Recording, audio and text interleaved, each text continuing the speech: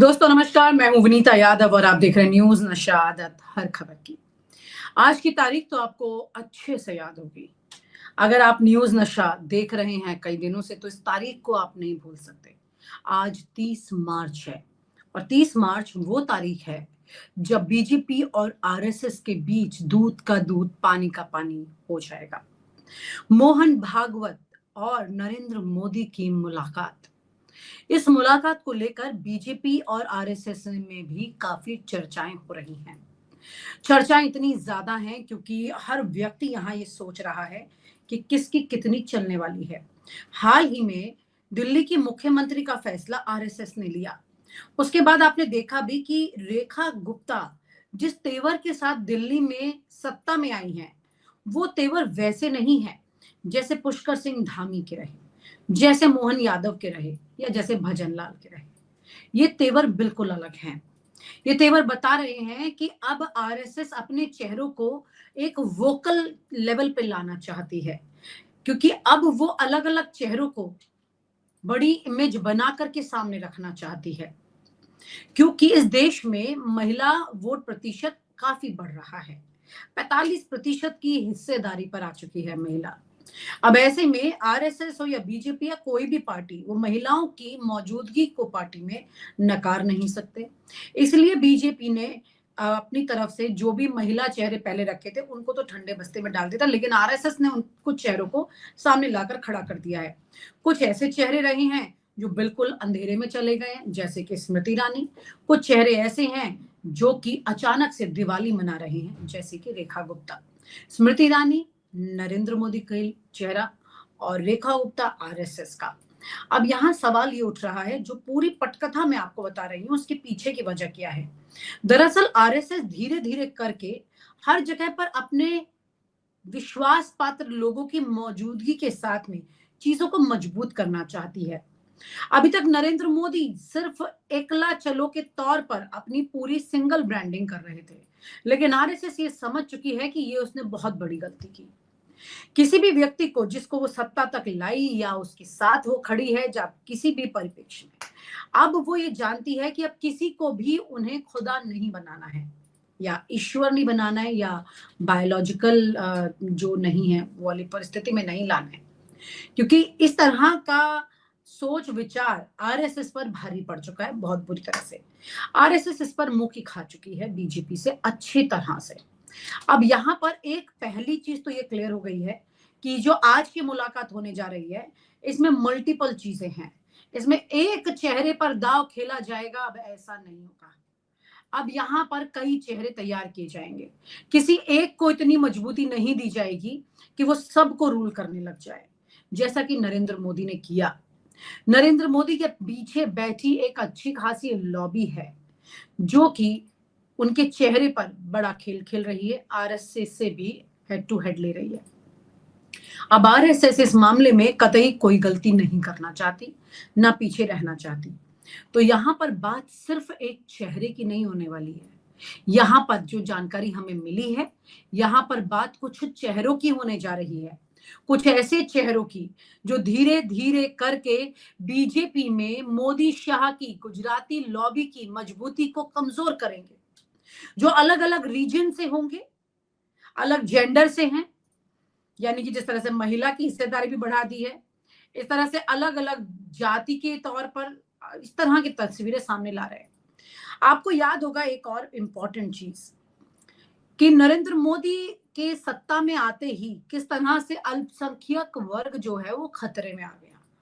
उसे इस देश में सबसे ज्यादा इनसिक्योर माहौल मिला आजादी के बाद से। अब ऐसी परिस्थिति आने के बाद मोहन भागवत ने कितनी बार अपने भाषणों में ये कहा, ये सबके लिए है। उन्होंने सब धर्म की बात की, यानी कि यहाँ पर मोहन भागवत नरेंद्र मोदी से बिल्कुल अलग लिंक पर चले। अब वही लिंक वापस निकल के आ रही है। अब नरेंद्र मोदी भी उसी तरह की चीज कर रहे हैं जो कि मोहन भागवत ने कही थी। यानी कि आरएसएस की एक ऐसी सोच है जिसे नरेंद्र मोदी पहले तो मान नहीं रहे थे, लेकिन अब मानकर चल रहे हैं। किसी तरह से आरएसएस सत्ता में बने रहना चाहती है। वो किसी से भी इतनी बड़ी दुश्मनी नहीं लेना चाहती कि उसके हाथ सालों बाद आई सत्ता निकल जाए हाथ से। इसलिए यहाँ पर वो एक इस तरह की प्लानिंग बना रही है जिससे भले ही अल्पसंख्यक वर्ग के हाथ में रसगुल्ला तो ना लगे, लेकिन वो उसे देखने को तो मिल सके। इस तरह की सोच विचार के साथ वो तैयारी कर रही है। यहाँ पर आज जो मीटिंग होने जा रही है उसमें एक बड़ा मुद्दा ये भी होगा कि किस तरह से मोहन भागवत कुछ ऐसे चेहरों को शक्ति दिलाने वाले हैं, आप सोच लीजिए इस बात को, जो कि अभी तक किनारे लगाने की कोशिश में रहे मोदी और शाह जिनको। अब वो चेहरे जैसे ही आगे आएंगे, आप ये मानकर चलिए तस्वीर बदल जाएगी, क्योंकि वो चेहरे कमजोर नहीं हैं, वो काफी मजबूत चेहरे हैं, पुराने चेहरे हैं, विश्वसनीय चेहरे हैं, और जो अभी तक पिछले 10 सालों से किसी तरह से टिके हुए चेहरे हैं, अनुभवी चेहरे हैं। इन चेहरों पर दांव खेलना चाहती है आरएसएस, क्योंकि उन्हें भी ऐसे लोगों की जरूरत है जो कि अगर 75 की उम्र में जैसे ही मोदी 6 महीने बाद रिटायर होते हैं तो उनकी जगह पर वो अनुभवी लोग इस परिस्थिति को संभाल सके, ना सिर्फ संभालें बल्कि मोदी से अच्छा रिपोर्ट कार्ड बना के दिखा सके। हालांकि मोदी के रिपोर्ट कार्ड में कई जगह पर लाल टिक लगा हुआ है, ठीक है। अब बड़ी बात यहाँ पर यह है कि मोहन भागवत ये चाहते हैं और आरएसएस ये कोशिश में लगी है कि कुछ ऐसे चेहरों को मजबूती दी जाए जिससे कि मोदी और शाह का वर्चस्व यहाँ पर खत्म हो जाए। कई जगह पर ऐसा हुआ है कि ये लड़ाई कुछ इस तरह की हो गई, जैसे गुजरात वर्सेस नागपुर। नागपुर ऐसी जगह जहां पर आरएसएस का हेडक्वार्टर है, यानी कि महाराष्ट्र के बहुत सारे ऐसे लोग जिनको और तवज्जो मिलनी चाहिए थी, नेशनल लेवल पर टेंडर्स मिलने चाहिए थे, बड़े काम मिलने चाहिए थे, बहुत कुछ जो उम्मीद करते थे वो कि जब सत्ता आएगी तो इस तरह से अपने लोगों को खुश किया जाएगा। लेकिन यहाँ ये खुशी की थाली किसी और के हाथ में चली गई, ये चली गई गुजरात में। गुजरात में भर भर के अच्छे से ये खाया पिया गया। अब उसके बाद वो थाली में कुछ जो भी अब बचा हुआ है, अब उसे किसी भी हाल में खोना नहीं चाहती आरएसएस। वो चाह रही है कि ये थाली अब वो पूरी अपने हाथ ले ले। एक बात तो तय हो गई है इस मीटिंग से कि नरेंद्र मोदी मोहन भागवत से मिलने के लिए जो तैयार हुए हैं, इससे पता चल रहा है कि अब ऊंट पहाड़ के नीचे आ चुका है।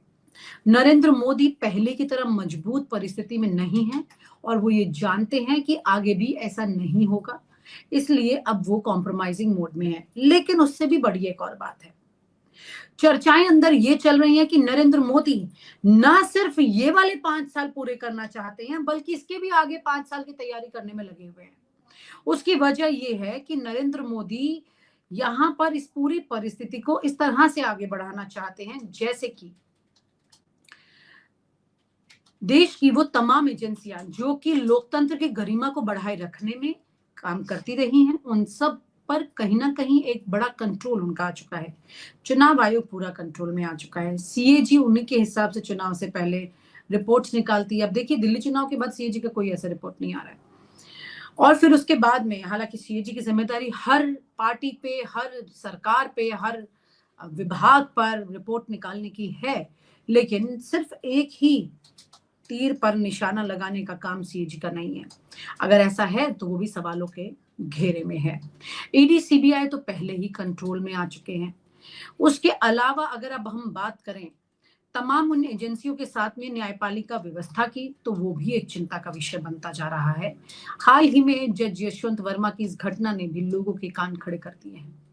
सवाल ये उठता है कि ये तमाम एजेंसियां अगर किसी एक के कंट्रोल में है या किसी एक के वर्चस्व के दायरे में चल रही हैं, तो फिर आने वाले चुनाव कितने निष्पक्ष होंगे।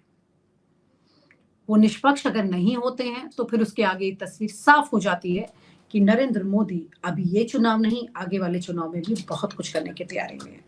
इसके अलावा मैं आपको एक और चीज बता देती हूँ, जिस तरह से इस वक्त नरेंद्र मोदी मोहन भागवत से मिलने के लिए तैयार हुए हैं और पिछले कुछ राज्यों में इनको जो भी जीत मिली है, वो सब की बिना पर ये तैयारी है कि कम से कम एक दो चीजों पर वो अपनी बात मनवा सके। लेकिन इस बार आरएसएस यानी कि मोहन भागवत जो है वो कच्ची गोटी खेल कर नहीं जा रहे हैं, वो पके हुए हैं, समय देख करके पूरी परिस्थिति के बाद जा रहे हैं।